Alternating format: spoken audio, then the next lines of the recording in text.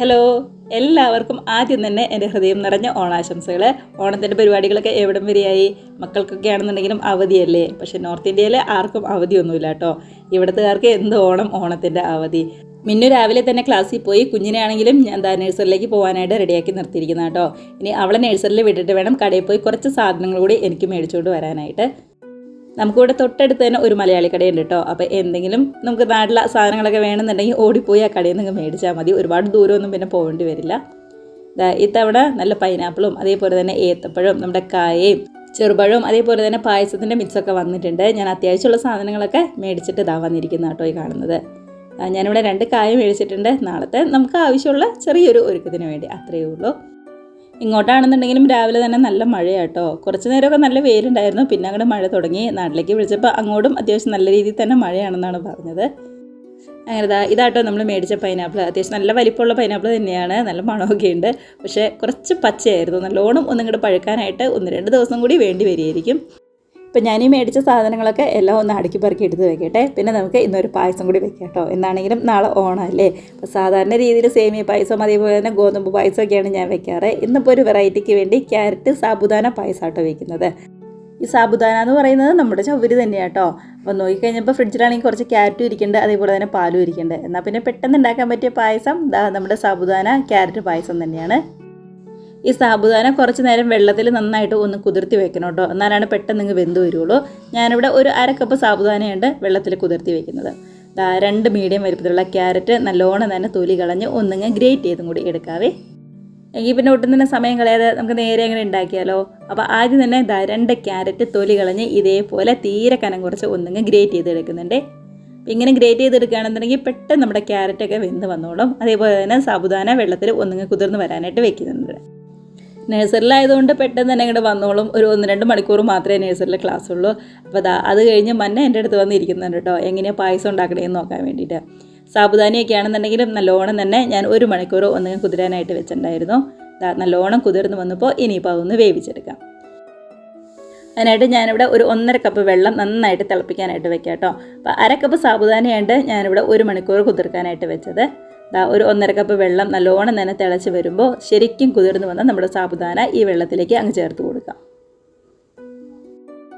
വെള്ളം നന്നായിട്ട് വെട്ടി തിളച്ചതിന് ശേഷം വേണം കേട്ടോ സാബുദാന വെള്ളത്തിലേക്ക് അങ്ങ് ചേർത്ത് കൊടുക്കാനായിട്ട്. ഇനിയിപ്പോൾ ശരിക്കും ഒന്നിങ്ങ് തിളച്ച് കഴിയുമ്പോൾ ഗ്യാസിൻ്റെ ഫ്ലെയിം ഒരു മീഡിയത്തിലാക്കുക. നല്ലോണം തന്നെ വെന്ത് ശരിക്കും ഒന്നിങ്ങ് സോഫ്റ്റായിട്ട് വരണം. നമ്മൾ ഈ സാബുദാനയൊക്കെ ചേർക്കുന്നതുകൊണ്ട് ശരിക്കും ഒന്നിങ്ങ് തണുത്ത് കഴിയുമ്പോൾ പായസമൊക്കെ ആണെന്നുണ്ടെങ്കിലും ഒന്നും കൂടി കട്ടിയായിട്ട് വരും. നന്നായിട്ട് ഒന്നിങ്ങ് തിളച്ച് വന്നിട്ടുണ്ട്. തിളച്ചതിന് ശേഷം ഗ്യാസിൻ്റെ ഫ്ലെയിം ഒരു മീഡിയം ലോ ഫ്ലെയിമിൽ ഒരു 2-3 മിനിറ്റും കൂടി ഇതേപോലെ തന്നെ ഒന്ന് വെക്കുക കേട്ടോ. കണ്ടോ, ശരിക്കും ഒന്നിങ്ങോട്ട് കുറുകി നന്നായിട്ട് വെന്ത് ശരിക്കും സോഫ്റ്റായിട്ട് തന്നെ വന്നിട്ടുണ്ട്. കണ്ടോ, ഇത് മതി. ഇനിയിപ്പോൾ പായസത്തിൽ കിടന്നുകൊണ്ട് ഒന്നും കൂടി ചൂടായിക്കോളുമല്ലോ. അപ്പോൾ ഇത് പാകം കറക്റ്റാണ്. ഒരു 4-5 മിനിറ്റ് ഒക്കെ കഴിഞ്ഞപ്പോഴേക്കും പാകത്തിന് റെഡിയായി വന്നിട്ടുണ്ട്. നമുക്ക് താഴെ ഇറക്കി വലിയ ചൂട് ഒന്ന് ആറാനായിട്ട് വെയിറ്റ് ചെയ്യാം. ആ സമയം കൊണ്ട് നമ്മുടെ ക്യാരറ്റൊക്കെ ആണെന്നുണ്ടെങ്കിലും ഒന്നിങ്ങ് വേവിച്ചെടുക്കാം. അപ്പോൾ പായസം റെഡിയാക്കാനായിട്ട് നല്ല അടികട്ടിയുള്ള ഒരു വലിപ്പമുള്ള പാത്രം തന്നെ വേണം എടുക്കാനായിട്ട്. ഇതിലേക്ക് ചൂടായി വന്നപ്പോൾ 2 ടേബിൾ സ്പൂൺ നെയ്യ് ചേർത്ത് കൊടുക്കുക. നെയ്യൊന്ന് ചൂടായി വരുമ്പോൾ കാഷ്നട്ട് അതേപോലെ തന്നെ ബദാം കുറച്ച് മുന്തിരിയും കൂടി ആദ്യമേ ഒന്നിങ്ങ് ഫ്രൈ ചെയ്ത് മാറ്റി വയ്ക്കുന്നുണ്ട്.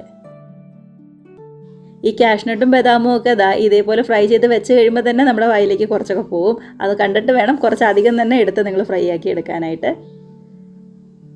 നല്ലോണം തന്നെ ഒന്നിങ്ങ് കളറൊക്കെ മാറി ശരിക്കും ഫ്രൈ ആയി വന്നിട്ടുണ്ട്. നമുക്കിതിങ്ങ് എടുത്തു മാറ്റാം. ഇനി ഇതേ നെയ്യിലേക്കാണ് നമ്മൾ ഗ്രേറ്റ് ചെയ്ത് വെച്ചിരിക്കുന്ന ക്യാരറ്റും കൂടി ചേർത്ത് വഴറ്റിയെടുക്കുന്നത്. അപ്പോൾ നെയ്യ് കുറവാണെന്നുണ്ടെങ്കിൽ ഈ സമയം കുറച്ചും കൂടി നെയ്യങ്ങ് ചേർത്ത് കൊടുക്കാം. ഞാൻ ക്യാരറ്റും കൂടി ചേർത്ത് നല്ലോണം ഒന്നിങ്ങ് നെയ്യായിട്ട് ചേർത്ത് മിക്സാക്കി പച്ചമണമൊക്കെ ഒന്നിങ്ങ് മാറ്റിയെടുക്കുന്നുണ്ട്. ക്യാരറ്റ് ഗ്രേറ്റ് ചെയ്തെടുത്തുകൊണ്ട് വലിയ കനമൊന്നുമില്ല, അതുകൊണ്ട് തന്നെ പെട്ടെന്ന് ഇങ്ങോട്ട് വെന്ത് വന്നോളും. ഒരുപാട് സമയമൊന്നും വേണ്ടി വരില്ല. നെയ്യിൽ കിടന്ന് നന്നായിട്ട് ഒന്നിങ്ങ് ചൂട് കയറി പച്ചമണമൊക്കെ ശരിക്കും ഒന്നിങ്ങ് മാറി വരട്ടെ. അങ്ങനെ നന്നായിട്ട് ഒന്നിങ്ങ് ചൂട് കയറി ശരിക്കും ഒന്നിങ്ങ് വാടി വന്നിട്ടുണ്ട്. അപ്പോൾ ഈ സമയത്താണ് നമ്മൾ നേരത്തെ റെഡിയാക്കിയ ചവ്വരി ഉണ്ടല്ലോ സാബുദാന, അതും കൂടി ഈ ക്യാരറ്റിലേക്ക് അങ്ങ് ചേർത്ത് കൊടുക്കുന്നത്. ഇനി ഇത് രണ്ടും കൂടി ചേർന്ന് നല്ലോണം ഒന്നിങ്ങ് മിക്സാക്കി എടുക്കാം. അതിനുശേഷം തിളപ്പിച്ച പാല് 1/2 ലിറ്റർ ചേർത്ത് കൊടുക്കുന്നുണ്ട്. ഞാനൊരു 1/2 കപ്പ് സാബുദാന എടുത്തതുകൊണ്ടാണ് 1/2 ലിറ്റർ പാല് തന്നെ ചേർക്കുന്നത്. അല്ല, നിങ്ങൾ കുറച്ചും കൂടി ക്യാരറ്റും കുറച്ചും കൂടി സാബുദാനയൊക്കെ എടുക്കുകയാണെന്നുണ്ടെങ്കിൽ പാലിൻ്റെ അളവിലും ചെറിയ രീതിയിലൊക്കെ വ്യത്യാസം വരും കേട്ടോ. അങ്ങനെ ഇതാ നന്നായിട്ട് ഒന്നുങ്ങ് മിക്സായി ശരിക്കും ഒന്നുങ്ങ് ചൂട് കയറി വന്നിട്ടുണ്ട്. രണ്ടും കൂടി നല്ലോണം ഒന്നുങ്ങ് യോജിച്ച് വന്നിട്ടുണ്ട്. അപ്പോൾ ഇനി ഇതിനകത്തേക്ക് നമുക്ക് പാല് ചേർത്ത് കൊടുക്കാം. പാല് ചേർക്കുമ്പോൾ പച്ചപ്പാൽ നേരിട്ട് ചേർക്കരുത്, നന്നായിട്ട് തിളപ്പിച്ച പാല് വേണം ചേർക്കാനായിട്ട്. അപ്പോൾ നമ്മുടെ ക്യാരറ്റൊക്കെ വെന്ത് വന്ന സമയം കൊണ്ട് ഞാൻ പാലൊക്കെ നല്ലോണം തിളപ്പിച്ചെടുത്തിട്ടുണ്ടായിരുന്നു. അതും കൂടി അങ്ങ് ചേർത്ത് കൊടുക്കാം. ഇതുപോലെ ഇനിയിപ്പോൾ ശരിക്കും ഒന്നുങ്ങ് മിക്സായി നല്ലോണം യോജിച്ച് വരുമ്പോൾ ഇതിനകത്തേക്ക് ആവശ്യത്തിന് പഞ്ചസാരയും ഏലക്കപ്പൊടിയും നമ്മൾ ഫ്രൈ ചെയ്ത് വെച്ച കാഷ്നട്ടും മുന്തിരിയൊക്കെ ചേർത്ത് ശരിക്കും ഒന്നുങ്ങ് യോജിച്ച് തിളച്ച് വരുമ്പോൾ ഗ്യാസ് അങ്ങ് ഓഫാക്കാവുന്നതേ ഉള്ളൂ. സാബുദാനിയൊക്കെ ചേർത്തുകൊണ്ട് തണുത്ത് വരുമ്പോൾ ഒന്നും കൂടി കട്ടിയായിട്ട് ശരിക്കും കുറുകി വന്നോളും. ഇതുപോലെ എല്ലാം ഒന്നുങ്ങ് യോജിച്ച് വന്നിട്ടുണ്ട്. ഇനി ഇതിനകത്തേക്ക് മധുരത്തിന് വേണ്ടി 1/2 കപ്പ് മുതൽ 3/4 കപ്പ് വരെ പഞ്ചസാര ചേർത്ത് കൊടുക്കാവേ. ഞാനിവിടെ 1/2 കപ്പ് പഞ്ചസാര ചേർത്തപ്പോൾ കുറച്ച് കുറവായിട്ട് തോന്നി, അതുകൊണ്ട് കുറച്ചും കൂടി പഞ്ചസാര ഞാൻ ചേർത്ത് കൊടുത്തിട്ടുണ്ടായിരുന്നു. ഏറ്റവും ലാസ്റ്റായിട്ട് കുറച്ച് ഏലക്കപ്പൊടിയും നമ്മൾ ഫ്രൈ ചെയ്ത കാഷ്നട്ടും മുന്തിരിയും കൂടി ചേർത്ത് മിക്സാക്കി ഗ്യാസ് അങ്ങ് ഓഫാക്കാം. അപ്പോൾ ഇത്രയേ ഉള്ളൂ. നല്ല സിമ്പിളായിട്ട് ടേസ്റ്റ് ആയിട്ടുള്ള പായസം ഇവിടെ റെഡി ആയിട്ടുണ്ട്. നമ്മളിപ്പോൾ ഈ ചേർത്ത പഞ്ചസാരയ്ക്ക് പകരം വേണമെന്നുണ്ടെങ്കിൽ ശർക്കരപ്പാനിയൊക്കെ ഉരുക്കി സമയമുണ്ടെന്നുണ്ടെങ്കിൽ അങ്ങനെയും ചേർക്കാം കേട്ടോ. ഞാനിവിടെ എളുപ്പത്തിന് വേണ്ടി പഞ്ചസാര അങ്ങ് ചേർത്ത് കൊടുത്തു എന്നേ ഉള്ളൂ. അതേപോലെ തന്നെ ഏലക്കപ്പൊടിക്ക് പകരം ഏലക്കയാണെന്നുണ്ടെങ്കിലും കുഴപ്പമില്ല. പാലിൻ്റെയും പഞ്ചസാരയുടെയൊക്കെ അളവ് നമ്മൾ എടുക്കുന്ന ക്യാരറ്റിനെയും സാബുദാനേനെയൊക്കെ ബേസ് ചെയ്തിരിക്കും. ഇതിപ്പോൾ കാണുമ്പോൾ കുറച്ച് ലൂസായിട്ട് തോന്നും, പക്ഷേ തണുത്ത് കഴിയുമ്പോൾ സാബുദാനയൊക്കെ ചേർത്തുകൊണ്ട് നല്ലോണം കട്ടിയായിട്ട് ശരിക്കും സെറ്റായിട്ട് വന്നോളും. അതിപ്പോൾ പായസം മാത്രമല്ല കേട്ടോ, ഏത് കറിയാണെന്നുണ്ടെങ്കിലും ഒന്ന് സെറ്റായി ചൂടാറി വരുമ്പോൾ കഴിക്കുന്നതല്ലേ അതിൻ്റെ ഒരു പ്രത്യേക ടേസ്റ്റ്. പായസം പിന്നെ പ്രത്യേകിച്ച് പറയണ്ടല്ലോ, നല്ലോണം തണുത്ത് കഴിയുമ്പോഴാണ് ഒന്നും കൂടി ടേസ്റ്റ് കൂടി വരുന്നത്.